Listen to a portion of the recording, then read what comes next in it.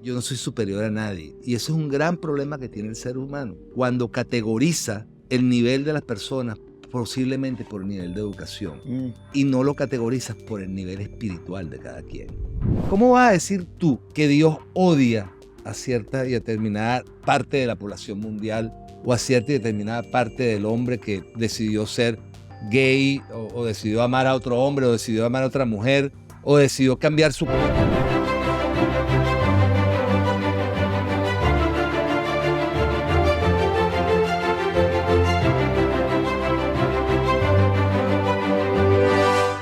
Bienvenidos a Eco Mental con Freddy Cova, donde desglosamos historias, filosofías y maneras de vivir la vida. El día de hoy tengo un episodio importante para compartir con ustedes, ya que es la segunda vez que entrevisto a mi padre, Freddy Cova.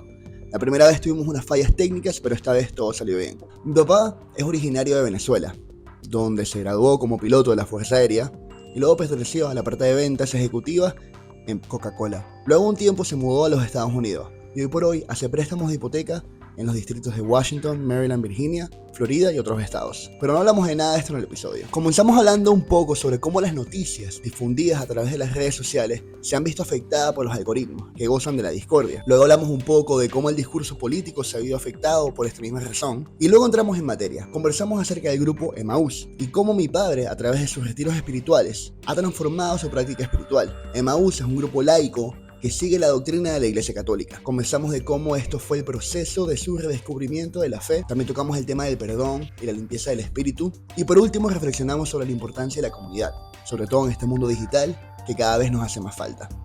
Espero que se disfruten de este episodio, tanto como yo lo hice, y con ustedes mi padre, Freddy Cova. Bueno, padre, bienvenido a otro episodio de Eco Mental.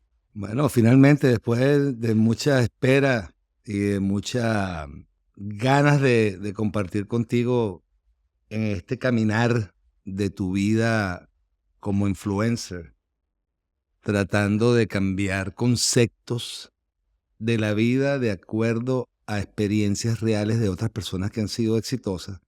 Me fascina poder compartir contigo, hijo, porque definitivamente tú sabes cómo me siento yo acerca de ti y todas las cosas que veo que haces, y eso me tenía así como que con una espinita de que quería compartir este tiempo contigo. Claro, y bueno, lo intentamos el año pasado. Lastimosamente tuvimos unos problemas técnicos ahí con el sonido. Así que este es round 2. Pero no importa, esa fue una práctica para nosotros y ahora le vamos a volver a dar. ¿Sabes qué es curioso? Porque ahorita el tema de los influencers tiene un poquito como de connotación negativa porque hay mucho ruido en el ambiente de las redes sociales.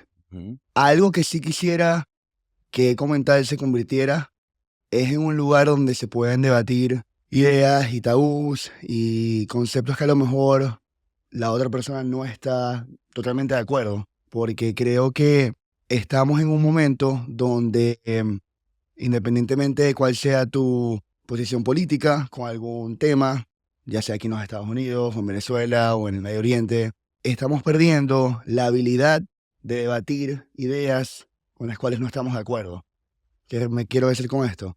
Usualmente, si tú eres un republicano o demócrata, o estás con el gobierno en Venezuela, o cual sea ese el caso, la gente comienza a quedarse en lo que se llaman los echo chambers. ¿Sabes? Si ves CNN todo el día, comienzas a escuchar lo que tú quieres escuchar y comienzas a reinforce ese ciclo, igual que si ves Fox News todo el tiempo, o si ves, o sea, ¿me entiendes? Como que antes, o no sé, a lo mejor no sé cómo era antes, a lo mejor tú me puedes explicar un poquito esa parte, pero siento que antes la gente como que podía debatir un poquito más las ideas sin dejarse llevar el tema tan emocional. Tú acabas de tocar un punto muy importante. Antes no existían los algoritmos. Ujú. Entonces, cuando tú escuchabas una noticia, la escuchabas porque acababa de pasar o porque había pasado, ¿ok?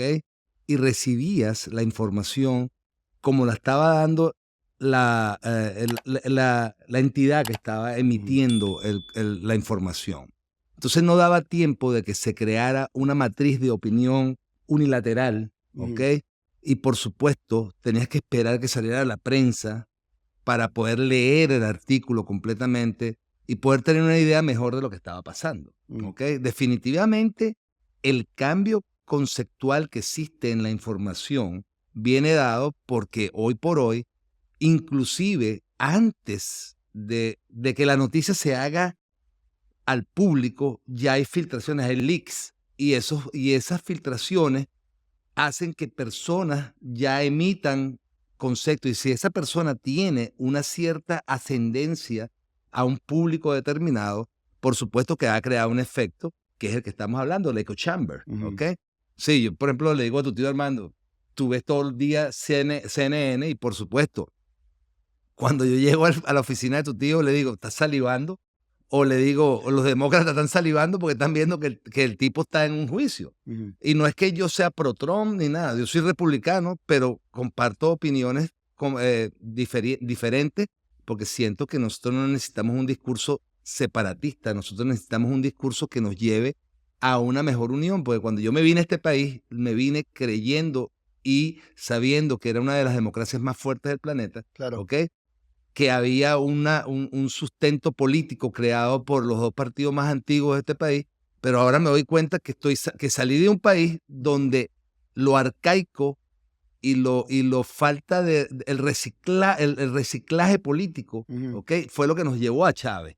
Y entonces estoy viendo en este país que hay una falta de reciclaje político cuando tú ves que los candidatos sumados entre dos tienen casi 170 años. Sí, para mí es un poco ilógico que en los Estados Unidos estos dos sean los candidatos. De verdad, tanto del Partido Demócrata como del Republicano, yo fui muy crítico de Trump en su momento, pero no me ciego a ver también las faltas del Partido Demócrata, porque al final ahí, en mi opinión, hay una falta de liderazgo muy tangible por los dos lados. Y al final, ni tú ni yo somos expertos políticos No, definitivamente. de la política americana, pero es muy importante porque yo me acuerdo cuando me mudé a los Estados Unidos y estaba Obama en el momento, y luego comenzó el tema de Hillary Clinton, luego fue, o sea, toda esta situación que se llevó a cabo. Y he notado cómo la sociedad, llevada también por las redes sociales, ha habido una polarización muy fuerte. Y me acuerdo que lo comentaba con un familiar menor, donde me dijo, no, el papá de fulanito de tal votó por Trump. Entonces ya nosotros no le hablamos a esta persona. Y yo me acuerdo que le reté, como que bueno, pero es que no se trata de que sencillamente porque alguien no comparte tu opinión, tienes que cortar el vínculo, sino más bien retar a esa persona con tus propias convicciones y con tus propios conocimientos. Ojo, también estando abierto a escuchar y la posibilidad de, o sea, estás discutiendo, estás hablando con alguien para escuchar y entender su punto de vista o sencillamente para contestarle y ver quién tiene como que las herramientas o el ego más fuerte para ganar esa discusión. O sea, ¿cuál es el motivo de la discusión con esta persona? Lo que pasa es que definitivamente cuando se trata de política en un país donde está tan polarizada la participación presidencial, ¿ok? Se pierde el ámbito consensual porque se genera una matriz de rechazo y repudio, ¿ok? Y entonces lo que hay en el discurso encendido, acuérdate que son generaciones que se están enfrentando en este momento. Una generación emergente de muchachos jóvenes, una generación que está, vamos a decirlo, los baby boomers, ¿ok? Y una generación de personas mayores, ¿ok? Cuando tú converges estos 3 conceptos de vida, por supuesto que desde el punto de vista de lo que está viviendo nuestra generación X, los millennials, todo, cuando entramos al punto de la diversidad, cuando entramos al punto de la participación, es donde empieza el conflicto, porque hay un discurso de parte de uno de los candidatos donde habla directamente del concepto que él tiene acerca de ese movimiento social que hay en este momento. Entonces, claro, de manera protectiva, yo como persona que pertenezco a ese grupo, por supuesto, yo no quiero saber nada de ti. Y eso es lo que pasa. Y no ha habido un ámbito de conciliación, ¿ok? Y sencillamente, la verdad es la verdad. O sea, yo no puedo decir que este gobierno ha sido mejor que el otro.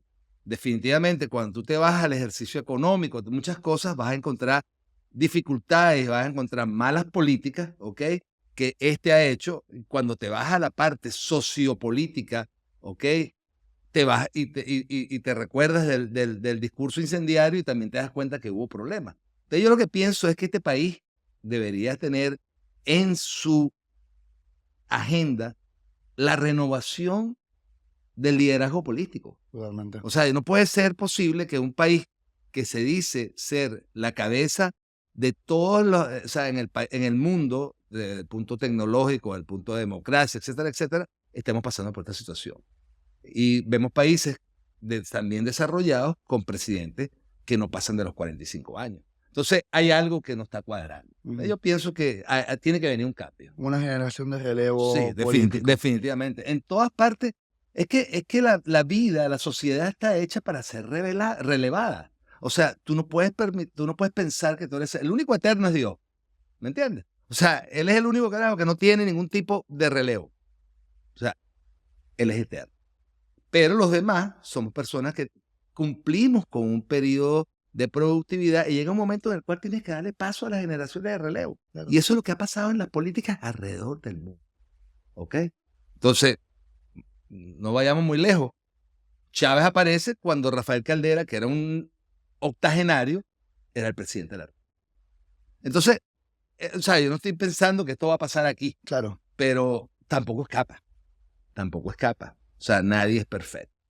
Ese es lo que yo veo del ámbito en este momento. Claro. Y bueno, en algún momento mi idea es traer a una persona por parte del equipo de Biden y a una persona por parte del equipo republicano, dependiendo si Trump termina siendo o no el candidato del Partido Republicano, para discutir, porque al final yo creo que es importante también conocer a fondo, entender un poco más escuchar verdaderamente por parte de expertos lo que ellos consideran, porque al final también uno va creando sus propias matrices de opiniones a medida de tus experiencias, de tu conocimiento, de tu participación en el mercado laboral, porque tú eres loan officer, trabajas en la parte de inmobiliaria, que ha sido un mercado que se ha visto muy afectado en los últimos años y siempre es como que un mercado ciclo. Es un mercado cíclico, exacto. Ok, bueno, creo que este es un buen segue para el siguiente punto que quería tocar contigo, que es Emaús. Dijiste que Dios es eterno. Y viniendo de Venezuela, crecimos en una sociedad que es bastante religiosa, muy católica. Yo estudié en un colegio que no es considerado un colegio católico, pero sin embargo teníamos clases de religión, nos prepararon para hacer la confirmación ahí. Quería entender un poquito, breve, cómo llegas a Emaús, qué es Emaús, para explicar un poco a la audiencia. ¿Cómo no? Y la importancia de este movimiento ahorita en tu vida. Hablar de Maús Ujú. nos puede tomar 5 programas. Ok, ¿Ok? entonces vamos a hacerlo breve. Primero hay que explicarle a la audiencia qué es Emaús. Ujú. ¿Ok? Emaús es un camino, Emaús es un sitio que está en las escrituras bíblicas, en el Evangelio de San Lucas. Después que crucifican al Señor, a Cristo, hay 2 apóstoles que parten hacia Emaús. Es el camino de Emaús. Y en ese camino, ellos van discutiendo, tienen miedo de ser perseguidos, tienen miedo de ser castigados por haber apoyado al Salvador. Y cuando van en el camino, se aparece una tercera persona. Por supuesto, la tercera persona es Dios. Dios resucitado. Y va caminando con ellos y les pregunta, ¿qué pasó? Y ellos le dicen, ¿cómo es posible que tú seas la única persona en toda esta área que no sepas lo que pasó? No sé. Bueno, Jesucristo fue crucificado. Estaba llamado a ser nuestro Salvador, lo crucificaron, acabaron con su vida. Entonces él le dice que porque son tan incrédulos y está hablando y le hace una narración de lo que es la Biblia, de lo que son los Gospels, los Evangelios. Y al final siguen caminando y ellos no se dan cuenta con quién están caminando. Ujú. Ellos no se dan cuenta quién es esa persona. Sin embargo, su discurso les está llegando, pero ellos no quieren totalmente entender cuál es el mensaje. Hasta que llega un punto en el camino donde se bifurca el camino y Dios o Cristo resucitado pretende seguir. Y entonces ellos le dicen, no te vayas porque se va a hacer de noche, es peligroso, quédate con nosotros. En ese momento cambia la historia, porque en ese momento ellos llaman a Dios. ¿ok? Él entra al sitio donde están ellos quedándose y ellos van a comer y él dirige la cena. Él toma el pan, hace la bendición del pan y entonces ahí en ese momento ellos se dan cuenta de quién es. Okay. Y cuando se dan cuenta ya es muy tarde, él se ha ido. Pero ellos hablan entre sí y dicen, ¿es que acaso no te diste cuenta cuando hablaba cómo se nos quemaba el corazón, etcétera? Entonces ellos se devuelven a Jerusalén a dar la buena nueva y encontrarse con los que estaban en Jerusalén que ya sabían que Jesús había resucitado. El punto es el siguiente, en el relato nombran a uno de los apóstoles, le dan un nombre y al otro no le dan nombre. Entonces te dejan el libre albedrío de entender que Dios está siempre en tu vida. Dios desde que tú naces, desde que te procrean, está contigo. Lo que pasa es que nosotros no lo invitamos a que entre en nuestra casa, que es cuando nosotros abrimos nuestro corazón y le decimos a Él, entra en mi casa, vive conmigo. Entonces, Emaús es el camino en el cual el hombre abre su corazón a Cristo, ¿ok? Y definitivamente lo invita a habitar en Él. Y Él en el campo. ¿Qué significa Emaús para mí? Emaús significa el principio y el cambio. El principio y el cambio. Sí, el principio porque me encontré el camino y el cambio porque decidí abrirle las puertas de mi corazón a Dios y decidí no ser un cristiano o un católico, católico cristiano, cristiano católico, solamente por ir a la iglesia. O sea, porque servir a Dios es servirle al prójimo. Entonces, cuando tú te acercas a esta filosofía, a esta fe, ¿ok? Es cuando el cambio se efectúa en ti. ¿Y qué es el cambio? El cambio es sencillamente tratar de ser un mejor hombre para satisfacer las cosas que has tenido que satisfacer desde hace mucho tiempo, sin necesidad que sean mandatos. O sea, la vida es una Biblia. Lo que pasa es que no sabemos identificar los evangelios que tenemos en nuestra Biblia. No sabemos hasta que abrimos nuestro corazón a Dios, a Cristo, y podemos ir entendiendo cuál es nuestra función en la vida. Y entonces cambias esencialmente como hombre. Yo creo que lo más importante es la limpieza espiritual que tiene. Ok. ¿Cómo ¿Por es qué eso? limpieza espiritual? Freddy, durante muchos años tu vida Ujú. es el resultado de lo que tú quieres vivir. Ok. Es De el tus resultado, acciones. es el resultado de tu fe. Es el resultado de tus acciones. Es el resultado de lo que tú crees que no le hace daño a los demás, pero te fortalece a ti. Entonces, cuando volteas y te das cuenta que has dejado cierto desorden, tienes dos opciones. O seguir desordenando hasta que llegue el caos, o tratar de buscar el camino que te lleve a la realización como ser humano, ¿ok? Como hombre, como esposo, como padre, como amigo, como profesional, como hermano, y que tú sientas que estás en paz, que sientas que las cosas que estás haciendo tienen un significado, que el cambio que ha infringido en ti la fe de haber abierto tu corazón a Dios es por alguna razón, es porque fue para bien. Y esto no solamente lo hace Emaús, porque las señales vienen de atrás. Lo que pasa es que a veces no sabemos interpretar las señales y creemos que somos todopoderosos y que solamente, o sea, que todas las cosas que nos han pasado es porque nosotros nos ha querido, o sea, nosotros hemos hecho que nos pasen. Eso, hasta el momento que tú no entiendes que hay una influencia divina en tu vida, ¿ok? Sea lo que sea, Freddy, hay una influencia divina en tu vida, ese día tú vas a creer que tú eres el dueño de tu destino. En verdad tú vas en el barco, pero el barco no lo manejas tú, lo maneja Dios. Esa es la forma en que yo veo la vida ahora. Ok. ¿Okay? Bueno, de aquí nos podemos ir a varios sitios. Yo quisiera entonces que, porque tú hablas de señales que te llevan a conseguir este camino. Tengo entendido que este camino llegó a ti a través de un amigo, te convidó a un evento. No sé qué tanto puedes hablar de estos eventos, creo que hay algo... Puedo hablar de del la cons- forma, más no del fondo. Ok, Porque se supone que el camino de Emaús es algo que tú tienes que descubrir. claro, y es una hermandad. Sí. Ok, Vamos a hablar de años 2016, yo creo que del año 2003, ¿ok? Cuando nosotros descubrimos el mundo del mortgage, ujú, ¿ok? Hay un cambio en la vida, porque definitivamente, o sea, la vida del ser humano, cuando no está preparada para poder entender las cosas que te están pasando, sino que las recibes y las señales, vamos para adelante, tú no te das cuenta de que a veces estás haciendo daño con acciones que a lo mejor son inofensivas, pero que hacen daño. Estábamos hablando de la periodicidad y lo cíclico. Nosotros llegamos a este país en el año 2000, ¿ok? Con una maleta de sueños y dejando atrás lo que eras, solamente con una visión de lo que querías ser. Porque lo que eras ya no lo ibas a volver a hacer, por lo menos en las mismas circunstancias. Por supuesto. ¿Ok? Empezamos, labramos nuestro propio futuro y entramos a un mundo financiero que en ese momento era una locura. Era un auge. Era un auge y crecimos de una manera sin límite y no supimos manejar esas cosas en ciertos puntos. Entonces hubo excesos, hubo cosas que definitivamente, trajeron consecuencias, etcétera, etcétera. Entonces, las señales vienen, hablando de señales, cada vez que te pasa algo y tú tratas de entenderlo. ¿Ok? O sea, ¿por qué me pasó y por qué el resultado fue este?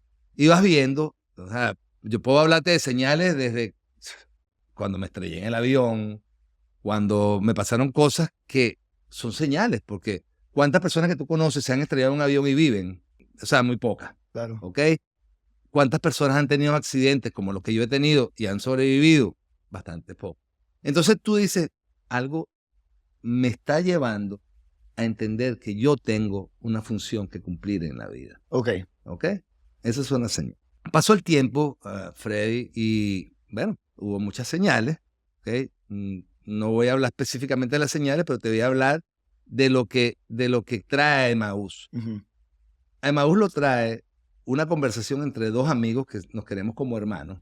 Y ese amigo me cuenta cosas y dejamos de vernos y hablarnos por ciertos tiempos. Y un día me invita a que vaya a Miami. Nos fuimos, Lourdes y yo, nos reunimos con unos amigos allá. Y él me habla de algo que él había vivido, pero que él quería compartirlo conmigo. Pero no me podía decir qué era. Claro. Entonces yo le decía, coño Luis, ¿pero qué? No, bueno, es una sorpresa, una sorpresa, una sorpresa. Después, la sorpresa es, me dice, bueno, porque me tenía que decir, porque tenía que inscribirme, tenía que hacer un poco de cosas.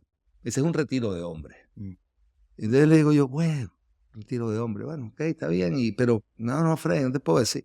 El conflicto se forma porque llega un momento en que tú evades, porque ese es el problema, esa es la parte esencial de la vida, que cuando tú le abres el corazón a Dios, es que tú lo evades mucho. Te tratas de evadir cualquier tipo de evento que te pueda llevar a un mundo que tú no quieres, ¿me entiendes? O sea, algo que te va a cambiar. O sea, ¿por qué? Hay como una resistencia. ¿Por qué si lo que yo estoy viviendo es chévere, ¿me entiendes? Matthew iba a... Matthew es tu hijo. Sí, Matthew es mi hijo, tu hermano. Sí, para dar contexto. Sí. Matthew iba a entrar al campus, ya estaba entrando a la universidad y él quería vivir la experiencia del campus. Claro. Entonces, por supuesto, tradición, tú vas a acompañar a tu hijo al campus y lo entregas al campus prácticamente. Y era mi deseo. Pero mi hijo me dijo de la nada, yo me puedo cuidar, papá, no te preocupes. A ti te hace falta Dios más que a mí. ¿Qué te hizo pensar esa frase, a ti te hace falta más Dios que a mí? ¿Cómo él se había dado cuenta que a mí me hacía falta Dios más que a él? Entonces, bueno, agarré el avión, me fui a Miami y fui al encuentro, al retiro del Camino de Emaús. Agosto 21 del 2021 cambió mi vida para siempre. Lo que viví cuando abrí mi corazón fue una experiencia demasiado fuerte, porque era como sacar de mí 40 años de historia. Okay. Era sacar de mí cosas que yo no había dicho ni que pensaba que iba a decir. Fue sacar de mí el amor por mis hijos, el amor por mi familia, el amor por mi esposa, que no lo había dicho, que no lo había expresado, porque lo expresaba de maneras distintas y con señales equivocadas. Entonces, esos 3 días que pasé, 60 horas que pasé en Miami, me purificaron en ese momento. Me sacaron, yo tenía 40 años que no me confesaba. Y confesarme para mí fue algo que me libró.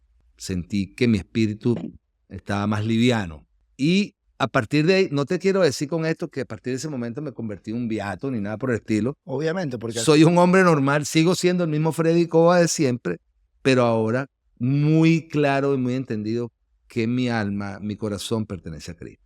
Sigo tomándome mis tragos, sigo bailando porque me gusta. O sea, Dios no te dice que cambies las cosas que te gustan, solamente sírveme. Y la forma de servir es ayudar a los demás a que consigan la misma felicidad que yo estoy sintiendo.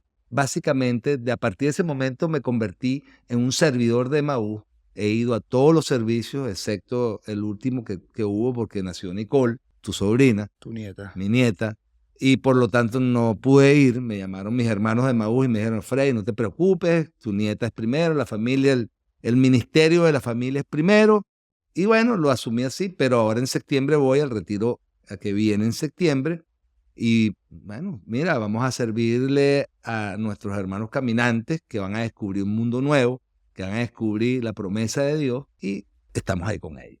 Claro, para mí es interesante porque este tipo de hermandades al final lo que son una comunidad. Creo que vivimos en un mundo donde hay falta de comunidad. No todo el mundo tiene esos amigos cercanos. Es más, hubo un estudio que decía que hoy en día el hombre de 40 años, no me acuerdo el porcentaje, pero es un porcentaje muy bajo, que no tiene amigos cercanos. O sea, hay una crisis de amistad en el mundo porque, por lo menos en la vida en Estados Unidos, es una vida muy enfocada en el trabajo y la parte de la comunidad comienza a ser la parte de tu trabajo. Entonces, ¿cómo haces para crear un sitio de comunidad donde puedas compartir tus temores, tus aventuras, tus cosas buenas, las no tan buenas, sin que haya un contexto a lo mejor con el baggage de lo que es el trabajo o de... ¿Sí me explico? Como que al final la iglesia, las hermandades, lo que son una comunidad deportiva, te permite crear esos vínculos de amistad que son tan necesarios para los humanos porque somos personas sociales. Y eso creo que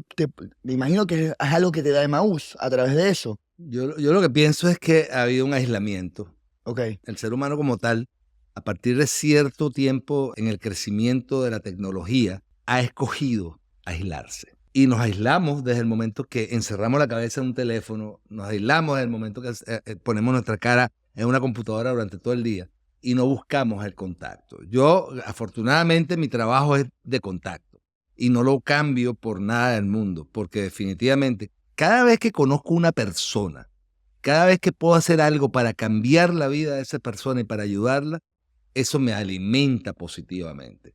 Las hermandades, las comunidades, el cristianismo, el catolicismo es una comunidad. Y lo que ha hecho que las religiones permanezcan es que es el contacto humanitario. Yo te puedo decir, yo amo mi comunidad de Key Biscayne, es una comunidad exquisita, mis amigos son espectaculares, pero Dios me dijo, ok, Key Biscayne, tú no vives en Key Biscayne, tú vives en Maryland. Tú tienes que pensar, Key Biscayne no vas a ver cada vez que vayas para los retiros o cada vez que vayas para Miami, pero tú tienes una responsabilidad con la comunidad de aquí. Y eso fue lo que aprendí.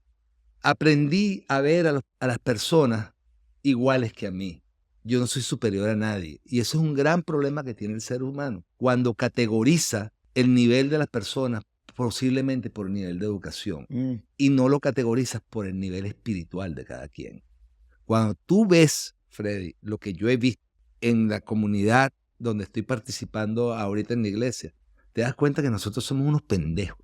¿A qué te refieres? Somos unos pendejos porque pensamos que nosotros somos mejores que los demás, porque te educaste, porque estudiaste, porque tienes un degree o tienes un máster y sencillamente no te das cuenta de la riqueza espiritual que tiene la otra persona y de lo que te aporta espiritualmente, que es la parte que enriquece al ser humano. Porque tú puedes tener todos los estudios del mundo, Freddy, tú puedes ser el tipo más exitoso del mundo, pero si no tienes espiritualidad, eres totalmente vacío. Entonces, cuando yo veo a esta gente que viene de países centroamericanos, suramericanos, que vienen con poca educación, pero que manifiestan ese amor hacia Dios de la manera que la manifiestan, con la creencia, con la alabanza que lo hacen, yo me estoy alimentando. Y eso es lo que tengo que darle yo de vuelta a mi comunidad. No perder la visión de lo que tienes encomendado para hacer. Y sí, definitivamente, el mundo se está aislando y solamente aquellos que buscan la unión son los que van a permitir, los que van a poder estar, tú sabes, en conexión.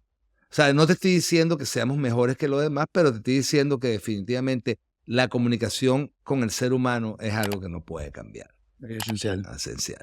Ok, hablas de un tema que me parece que lo podemos usar de segue para otro que quiero tocar, y es la parte de la limpieza espiritual. Lo dijiste al principio que sentiste cuando entraste en Emaús, una especie de limpieza. Y yo creo que eso es algo que se repite en el dogma del cristianismo, que es: los hombres somos pecadores, Dios nos quita los pecados para ser dignos a estar en el reino del cielo. Entonces, hay un sentimiento constante como de culpa, ¿no? En el catolicismo, ese estar en la iglesia y decir: por mi culpa, por mi culpa, por mi culpa. Y definitivamente también el catolicismo, el cristianismo, como otros dogmas religiosos, han usado a través del tiempo discriminaciones a sectores de la población, minorías. ¿Cómo manejas tú ese conflicto de ideas, de conceptos, sobre todo cuando vienen de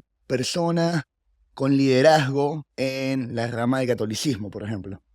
Bueno, lo primero que quiero aclarar es lo siguiente. Se habla del pecado. Vamos a humanizarlo más. El pecado es toda aquella cosa que tú sepas que está mal hecho y lo estás haciendo. Esa es la forma más sencilla de definir el pecado. Ok. ¿Ok? De acuerdo a un sistema de reglas. De acuerdo a la concientización o la conciencia tuya. Tú sabes lo que está. Porque lo que pasa es lo siguiente, Freddy. Nosotros somos seres de libre albedrío. Tú sabes lo que está mal y lo que está bueno. Ok. ¿Ok? Tú sabes. No es necesario que te diga alguien, eso es malo, esto es bueno. No, tú sabes. Porque a través de tu vida, a través de tu crecimiento, tú has tenido la oportunidad de aprender a saber lo que es malo, de acuerdo a lo que te enseñaron tus padres, lo que es bueno, y después saber escoger lo que es bueno y lo que es malo de acuerdo a tu propio criterio. Por supuesto. Entonces, cuando hablamos de la limpieza espiritual, hablamos de que, bueno, sabemos que cometemos pecados. O sea, el pecado puede ser por malos pensamientos, el pecado puede ser por cualquier cosa que lo consideres pecado, que lo consideres mal. Ahora bien, lo que se predica es el perdón, porque aún así, tú habiendo cometido pecado, Dios mandó a su Hijo para que entregara su vida y se salvaran los pecadores. ¿Ok? Entonces, Cristo nos perdona, el Señor nos perdona y nos dice: perdonen a los que los ofenden como nosotros perdonamos. O sea, perdóname, Señor, como nosotros perdonamos a los que nos ofenden. ¿Ok? Entonces, ¿qué es lo que pasa? El perdón es una acción que te libra. Porque cuando cometemos pecados, cuando hacemos algo malo y sabemos que lo estamos haciendo, pedimos perdón a la persona, pero el perdón más importante es el perdón que tienes que hacerte tú mismo. Porque el perdón te salva, el perdón te libera y el perdón te restaura. Porque no hay nada más bonito cuando tú sabes que tú ofendiste a alguien y tú dices: que lo hice. Y después vas y con conciencia real y con sentimiento puro le dices: oye, perdóname por lo que te hice, no debía haberlo hecho, me siento mal. Y esa persona, cuando oye esas palabras, olvida las heridas que tú le hiciste y te dice: yo te perdono. Entonces, no hay una acción más bonita que esa. El perdón es una cuestión muy bella. Yo leí un libro una vez, se llama Dios vuelve en una Harley Davidson. Ok. ¿Ok? Pues acuérdate que Dios es como tú lo imaginas. Lo que pasa es que nos han dado un prototipo de quién es Dios, pero Dios es lo que tú te imaginas. Dios es tu maestro interno. Dios es el que te dice todas las cosas. Entonces, si tú lees ese libro, que te lo recomiendo, el mensaje es muy sencillo. El mensaje es: Dios te dio unos mandamientos, adáptalos a tu vida. ¿Ok? Adáptalos. Adáptalos a tu vida. Porque ¿qué es lo que pasa? Cuando tú creas una religión muy rígida, la gente tiende a buscar cosas más liberales. Y lo que te dice Dios es, o sea, yo creé un patrón hace 2000 y tantos años, ¿ok? Donde escribí una tabla con 10 mandamientos, ¿ok? Vamos a utilizar una comparación. Los 10 mandamientos, si tú lo ves desde el punto de vista, no quiero que me malinterpreten, desde el punto de vista de tu vida, ¿ok? Tú sabes que los 10 mandamientos son la base de las cosas que debes respetar y seguir de acuerdo a la religión. La Constitución son las leyes que te dicen cuáles son tus derechos y tus deberes. Sin embargo, la Constitución ha sufrido enmiendas a medida que las leyes entienden que hay cosas que hay que cambiar porque hay que cambiarlas. Yo no estoy diciendo que los mandamientos, que el mandamiento dice no mates y ahora el mandamiento dice, bueno, matas pero pide perdón después que mates, ¿me entiendes? No, no es así. O sea, las cosas, lo que pasa es que lo que dice es, tú eliges cómo amar a Dios. Tú eliges cómo respetarlo y tú eliges cómo amar y respetar a tu prójimo. Entonces, eso es más o menos lo que te quiero decir. O sea, tú vas adaptando tu creencia, tu fe, a la manera en que tú te sientas mejor para amar a Cristo, para servirle a Cristo, para servirle a tu comunidad. El concepto del pecado, de la limpieza, es sencillamente pedir perdón. ¿Ok? Tú sabes que hiciste algo malo. ¿Quién te juzga? El único que te juzga eres tú mismo o la persona que recibió la ofensa que tú hiciste. Claro. ¿Ok? Pero ¿qué pasa cuando ese vivir, ese pecado, no es considerado un pecado para ti, pero sí por los demás? Estoy hablando específicamente, sin dar muchos rodeos, de la parte de la homosexualidad en el catolicismo y cómo ha sido llevado. Obviamente hoy en día hay cambios, lo vemos por el Papa Francisco que ha comentado sobre el tema. A mí me causa un poquito de curiosidad porque ahorita el Papa Francisco dio un anuncio donde él decía, no me acuerdo, estoy parafraseando, pero era algo como que Dios acepta a los homosexuales en su mundo. Y me lo mandaron muchas personas, como varias personas de la familia. Y para mí es curioso porque mi conexión espiritual definitivamente no está guiada en estos momentos por el catolicismo. Es algo interno que yo estoy explorando, así como me gusta explorar distintas religiones. Quiero ver qué es lo que se siente para mí. Y me pareció curioso esta noticia porque la gente era como que, mira, si te aceptamos, lo está diciendo el Papa. Y es como que, pero ¿por qué es que tengo que ser aceptado si yo en mis propios ojos no estoy haciendo nada por no ser aceptado, nada malo? ¿Me explico? Y yo sé que al final la religión es creada por hombres y mujeres. Al final la conciencia que tenemos es regida por el lenguaje. Y todo esto lleva distintas connotaciones, distintos entendimientos. En tu opinión, ya que tú eres padre y has tenido que lidiar con este tema específicamente, ¿cómo ves que se ha ido adaptando y cuál es el mensaje a lo mejor para aquellas personas que todavía no terminan de hacer el clic con esta parte? Ok, es muy interesante el punto. Ok, date cuenta, lo que yo he aprendido en mi vida es que yo separé lo que piensan los demás a lo que yo pueda pensar de mi propia opinión con respecto al punto que estás tocando. Los cambios en la mentalidad del hombre vienen de acuerdo a la forma en que tú aceptas los retos y en la forma en que tú los embraces, como los recibes. No es ningún misterio ni ningún secreto de que yo soy un hombre afortunado porque tengo 4 hijos. Eso no para ahí. Yo creo que soy un hombre muy feliz porque tengo 4 hijos, una total diversidad. Te tengo a ti, que eres gay, lo dices con todo el orgullo del mundo y yo lo defiendo con todo el orgullo del mundo. Tengo un hijo transgender que hoy por hoy siento que es el hombre más feliz del mundo, ¿ok? Y nunca he tenido duda. Bueno, tengo 2 hijas, que son, ellas son, o sea, Natacha, Gabriela, tienen su propia idea, o sea, pero son mis hijos. O sea, ninguno tiene un concepto distinto por ser lo que es. Yo voy a hablar, antes de entrar a la parte religiosa, voy a decirte que el cambio comienza a partir del momento en que tú como padre aceptas que tus hijos son tus hijos, no importa la orientación, no importa la sexualidad, no importa nada. Tú los amaste cuando nacieron, tú los amas durante toda la vida y los vas a amar hasta el día que te mueras. El problema está cuando los preceptos, ¿ok?, que anteceden todo este nuevo escenario que hoy por hoy se ve de una manera totalmente distinta, por supuesto, ¿ok?, la gente la recibe con un shock. O sea, yo no te puedo negar, yo nací y me crié en un país totalmente machista, donde una persona con tendencia homosexual era un chiste, era una jodedera, era una discriminación, y tú creces con eso. Creces con un papá que una vez me dijo que no le diera besos porque los hombres no se besaban. Y después terminamos que cuando era viejo nos callamos a besos, le daba besos, bendición, papá, porque la gente va cambiando el concepto, ¿ok? Mira, Freddy, yo pienso que para mí Dios habita en cada uno de nosotros. Y al yo aceptarte a ti como tú eres, Dios te está aceptando.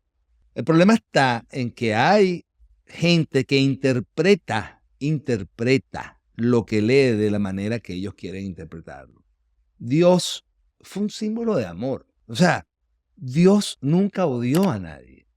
Dios puso una mejilla, después que le dieron un golpe, puso la otra mejilla. Dios perdonó a todas las personas que le hicieron daño, que lo crucificaron, al pueblo que lo crucificó.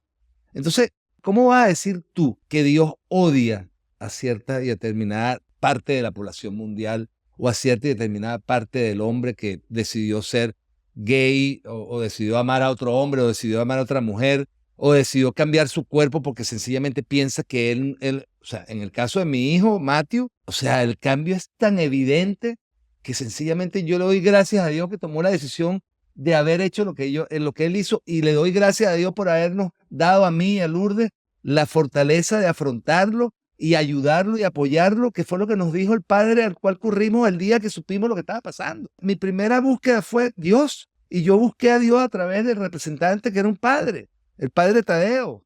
Y le dije a Tadeo, Tadeo, me pasa esto, mi hijo es transgender. Y me dijo, ¿y qué pasa? No, ¿qué hago? Tú, papá, me vas a decir qué vas a hacer. Me vas a preguntar a mí qué vas a hacer. ¿Qué has hecho tú durante toda la vida? Lo he amado, lo he comprendido, lo he ayudado. ¿Y qué tienes que seguir haciendo? Lo mismo.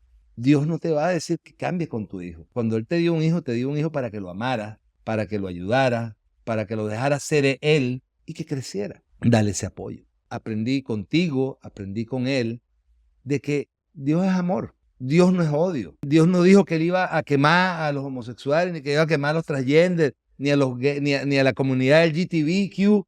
No, todos somos hijos de Dios. Entonces, ¿qué es lo que hay ahorita en la tendencia religiosa? Hay un cambio de actitud, Freddy, porque la gente que se ha encargado de dar ese mensaje negativo ya no puede mantenerlo, porque no hay algo que diga realmente que eso es así. Claro, la oleada ha cambiado. Claro, y entonces, lamentablemente, tengo que decirlo de esta manera, el Papa Francisco ha visto muchas cosas que él considera que están haciendo que la Iglesia Católica pierda seguidores por el hermetismo y por la falta de flexibilidad, ¿ok?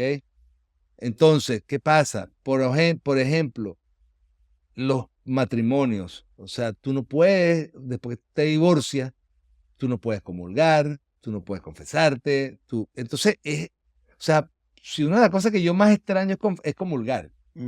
Porque para mí, sentir a Dios, o sea, el cuerpo de Cristo en mi cuerpo, era algo que me daba relief, ¿ok? Claro, la comunión espiritual no me la quita nadie, pero yo aprendí en Emaús que yo no podía seguir comulgando, porque yo comulgaba, pero estaba en pecado. Entonces, respetar las cosas no quiere decir que porque tú las respetes, tú estás diciendo que Dios odia. No, Dios no odia. Dios te dice, haz las cosas correctamente para que puedas volver a estar en comunión conmigo. Y entonces, ¿qué es lo que ha hecho el Vaticano? El Vaticano ha creado una regla sociopolítica, vamos a decirlo así, donde si tú puedes demostrar de una manera u otra que tu matrimonio tuvo dejos de inmadurez, que tú no fuiste una persona completamente leal, fiel a tu pareja, porque, bueno, eras inmaduro, por muchas cosas, y tú puedes demostrar esas cosas, y tu expareja está de acuerdo en aceptar que eso es lo que era yo, tú puedes llegar a anular el matrimonio, le puedes dar la libertad a tu ex esposa para que se case por la iglesia si ella quisiera, y yo pudiese estar haciendo lo mismo con Lourdes cuando ella haga también el proceso de anulación del matrimonio. ¿Qué es lo que entonces eso ha abierto una puerta para aquellas personas que consideran irse para otra religión, ¿ok? Porque eso es lo que pasa. Yo Claro. considero irme para otra religión, porque en la otra religión me aceptan, así sea divorciado o no sea divorciado. Esto es una parte política de la religión. Claro, porque al final también es curioso, estábamos cenando con mis primos el miércoles por el cumpleaños de una prima. Cuando llega la comida, no me acuerdo si fue Ámbar o no me acuerdo quién fue, pero alguien dijo, rezamos. Y el comentario fue, bueno, pero aquí creemos todos en distintos dioses, porque es un grupo bastante diverso. Si no me equivoco, fue Ámbar la que dijo, al final el objetivo es el mismo. O sea, al final no importa de qué color o de qué manera tu Dios se presente, definitivamente hay un sentimiento de conexión, que es lo que queremos embarcar en este momento. Y eso lo comparto porque para mí una de las cosas que siempre me hacía cuestionar la parte de la religión, era la parte geográfica. O sea, para mí no tenía mucho sentido de que dependiendo de donde tú nacieras, iba a estar guiado a tus creencias religiosas. Sobre todo, ¿sabes? Si nacías en un estado político o económico mayor o menor, todo eso cambiaba, lo cual es cierto. Ir entendiendo que mucha parte de eso también es llevado por la historia. O sea, si los romanos no hubiesen sido los conquistadores, no hubiese sido el cristianismo que hubiese llegado a todos estos lugares, el Islam comenzó súper pequeño y se fue propagando. O sea, al final es curioso cómo las religiones van moldeando la historia y llevándonos al punto donde estamos hoy. Pero definitivamente lo que sí he encontrado a lo largo de los años es que una vida sin la parte espiritual crea una falta de propósito. Es curioso cuando no sigues un dogma específico, sino más bien estás explorando las distintas partes, porque comienzas a ver no necesariamente las faltas, sino las distintas maneras de las personas de vivir la vida. Creo que lo que rescato, en la mayoría de los casos, es el sentimiento de amor hacia los demás, el sentimiento de compasión. Con la parte que he estado más expuesta es la parte del budismo. Fui a un evento justo antes de venir a Estados Unidos. Fue un evento de 1 hora donde un monje budista comenzó a dar una charla y una parte de meditación, y el enfoque siempre fue hacia la compasión. A la compasión contigo mismo y a la compasión con los demás. Y es lo que tú hablas también, que es la parte del perdón. Entonces, al final, sí, Jesucristo fue un ser iluminado, el Buda también fue un ser iluminado. O sea, existen estos seres de luz alrededor de nosotros que han dado un mensaje de distintas maneras, de distintas Pero formas. siempre el mensaje es uno. El mensaje es uno, exacto. ¿Qué crees tú que quiere decir eso? Que yo creo que hay un creador divino, Mm. hay un centro universal, ¿ok? Y que sencillamente nos dejó el libre albedrío de que lo viéramos como queremos ver. Los budistas lo ven como Buda, los islamistas lo ven como Alá, como Mahoma, etcétera, los Jehová. Pero al final, tú dijiste algo muy bonito. El mensaje es amor, el mensaje es compasión. Lo que pasa es que se ha perdido el amor, se ha perdido la compasión y estamos llamados a rescatar. ¿Cómo lo rescatas? O sea, cada quien tiene que buscar la forma y tú lo haces. Estos podcasts que tú haces, donde tú dejas que un ser humano relate y comparta sus secretos, sus cosas para sentirse bien espiritualmente, para tener éxito, sencillamente para reflejar una aura distinta, Freddy. Eso es un servicio comunitario, eso es buscar la manera de que la gente aprenda, porque el amor es aprendizaje. Tú no naces amando, el amor es un instinto. O sea, lo que tú haces cuando tú naces, cuando tú estás creciendo, pero el amor se aprende. O sea, mi abuela decía algo, tu bisabuela Nieve, ella decía, el amor nace, el amor no se hace. ¿Ok? Sí, porque es un instinto normal, pero tú amas a medida que tú como ser humano te comprendes más a ti y sabes cómo eres tú para poder amar a los demás. ¿Ok? Comienza contigo. Sí, el amor comienza contigo. Por eso es que hablamos del autoperdón, hablamos de perdonarnos primero nosotros para poder perdonar a los demás. ¿Ok? Entonces, volviendo al punto, yo he vivido feliz desde el momento en que yo acepté el día que tú me dijiste lo que tú sentías, lo que tú querías, y el día que Matthew me dijo que quería hacer lo que quería hacer, y de ahí empezó una cruzada de orgullo y de amor más profundo, digamos, a entender, ¿ok? Lo que ustedes sentían, lo que ustedes querían. Porque no es fácil, pero si tú abres tu mente, abres tu corazón a entender, ves la belleza del ser humano reflejada en el amor. O sea, verte a ti y a Philip, a mí me enaltece. O sea, que no me siento pecador. Yo me siento pecador, ¿por qué? Si yo soy testigo de amor, ¿me entiendes? O sea, que estamos violando las leyes universales.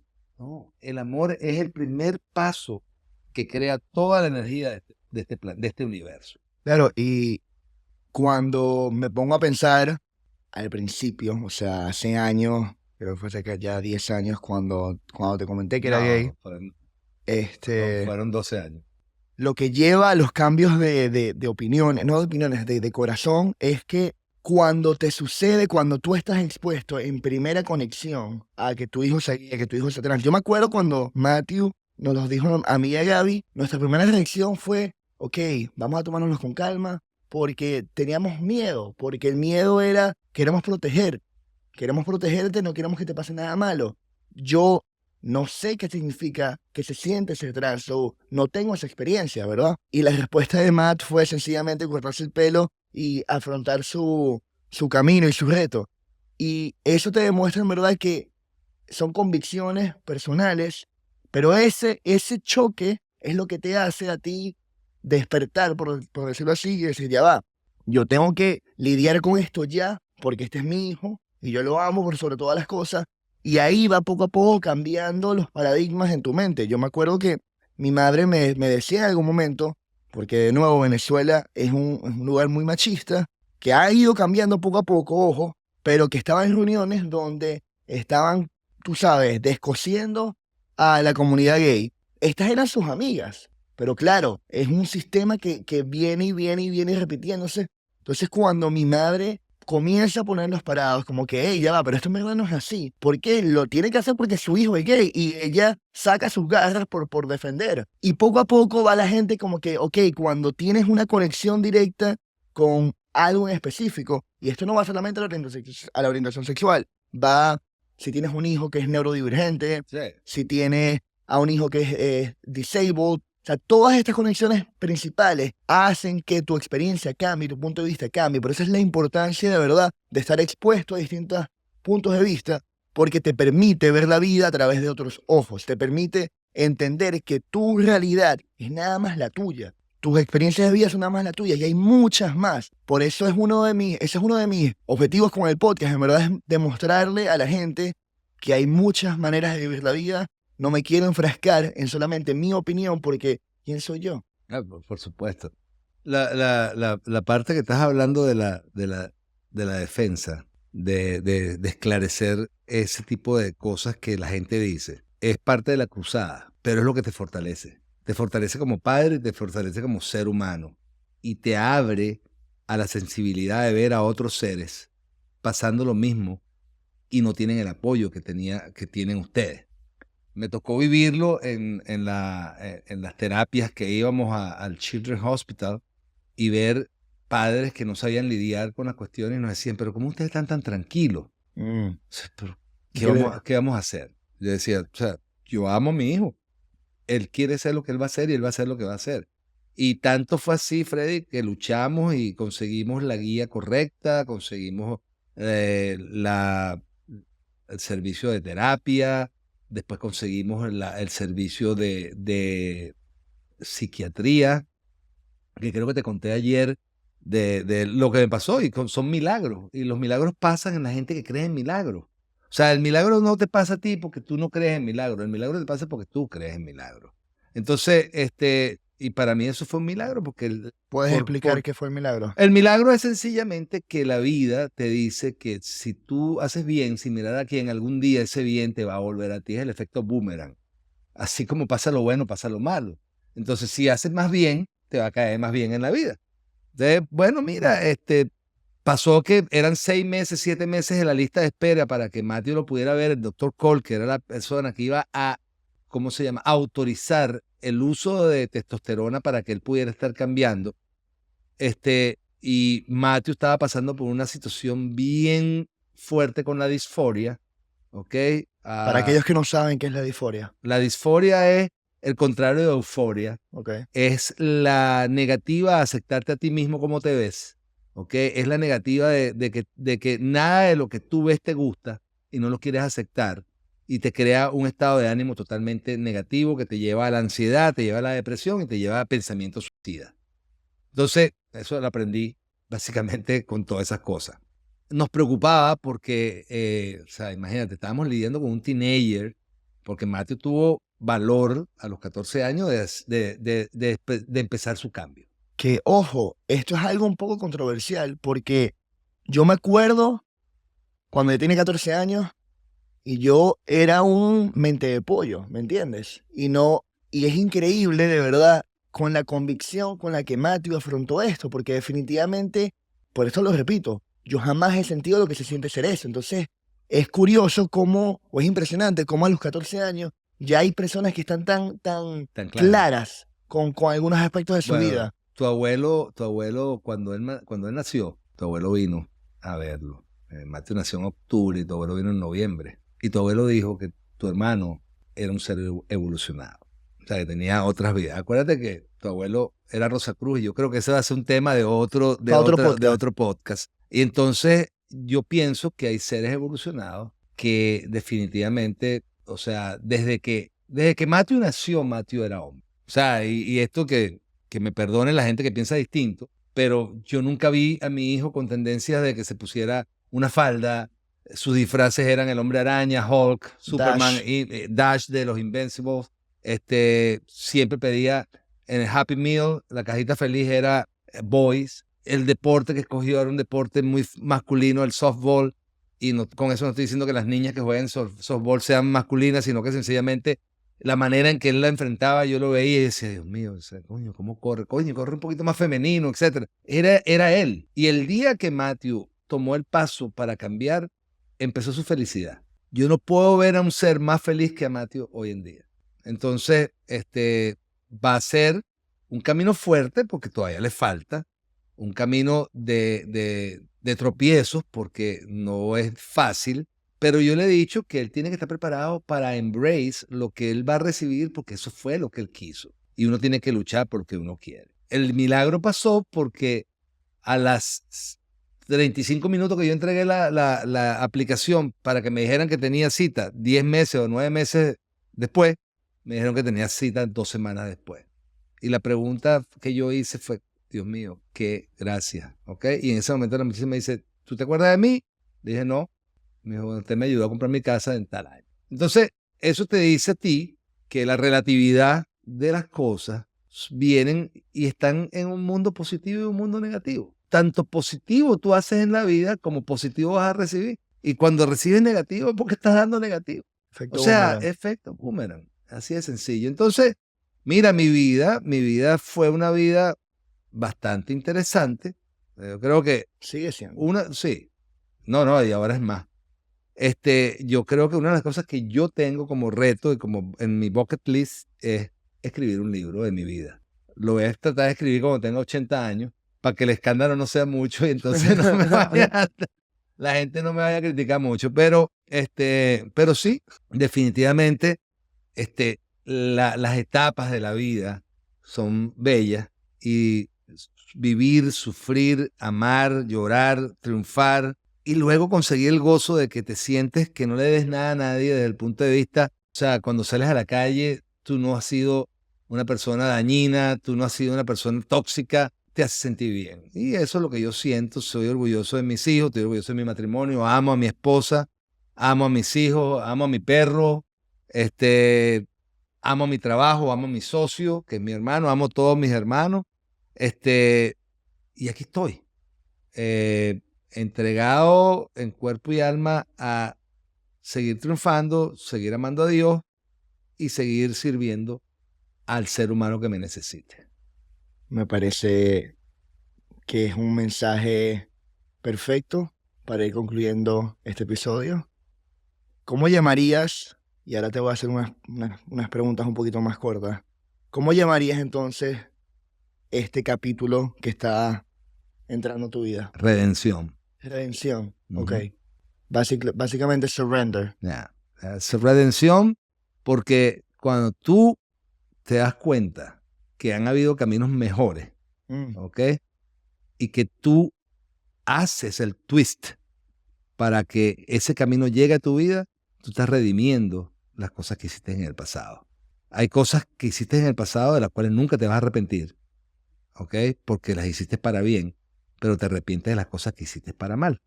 Te arrepientes de las cosas que no te dieron ningún valor espiritual positivo y que al contrario causaron daño. Entonces, esto para mí es la redención. Fue encontrar a Dios en mi camino, abrirle la puerta de mi corazón a Dios y ver la vida como la veo ahora, ¿ok? Yo lo considero mi redención. Me encanta. Para los que no te conocen, eres un aficionado a las películas. Entonces, a mí siempre me gusta cuando se puede. 4.800 películas en storage. Me acuerdo de tu colección. Me gustan en el episodio a veces involucrar un poco recomendaciones de gente que lee libros, de Mm. películas, series, algo en específico.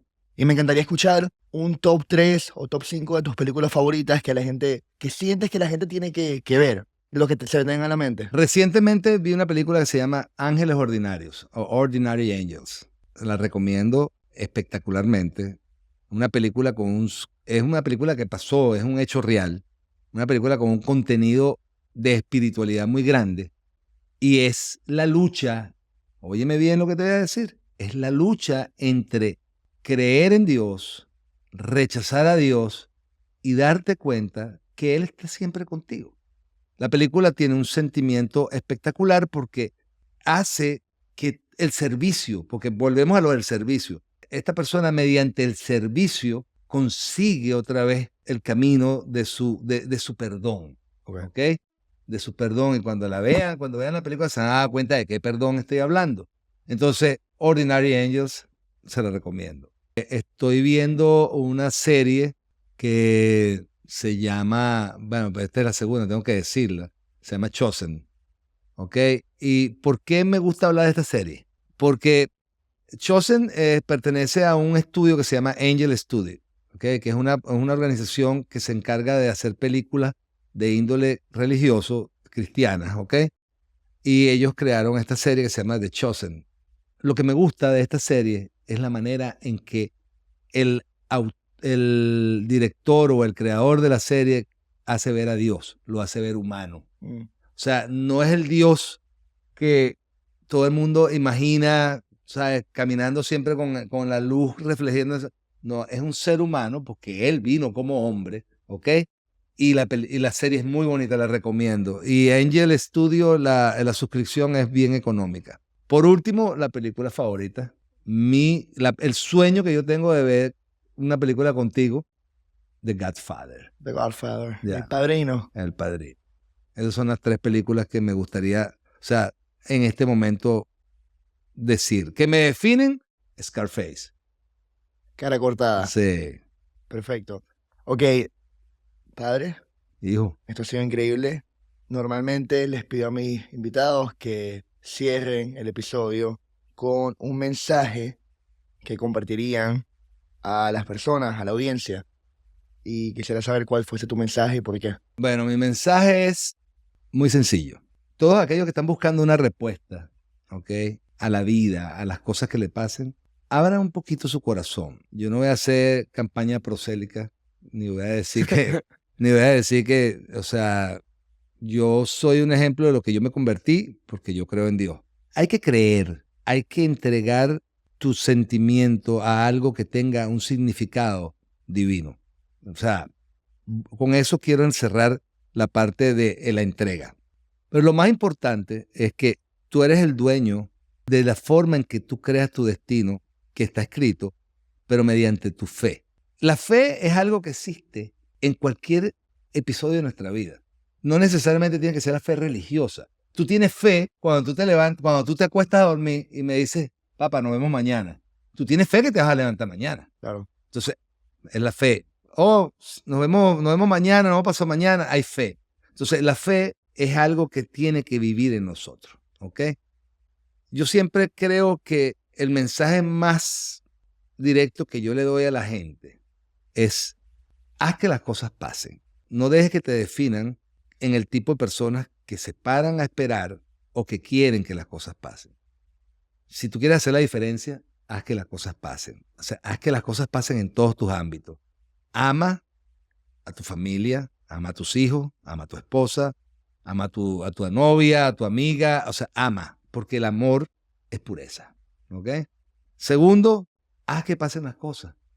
Sé tú el cambio. El cambio no va a llegar solo, Freddy. El cambio lo tiene que buscar uno. Tú tienes que iniciar el cambio en ti para que venga lo positivo en tu vida. Y tercero, hay que amarse los unos a los otros. O sea, olvidarnos de diferencia, olvidarnos de todo. O sea, la vida es bella mediante el amor. Yo pienso que el mejor mensaje de despedida es: te deseo lo mejor de los tres mundos. ¿Cuáles son esos tres mundos? En el que vives, en el que deseas y en el que tú creas de acuerdo a tus acciones. Gracias por compartir este episodio, padre. A tu orden. Te volveré a ver en el comentario. Dios mediante. Cuídate. Y así llegamos a otro final de Eco Mental con Freddy Cova. Para mí es un gran honor haber compartido este tiempo contigo y con mi invitado, y espero que estés sacando valor a estos episodios. Me harías un grandísimo favor si te suscribes al canal y me dejas una reseña de hasta 5 estrellas. Y nos vemos en la próxima edición de Eco Mental.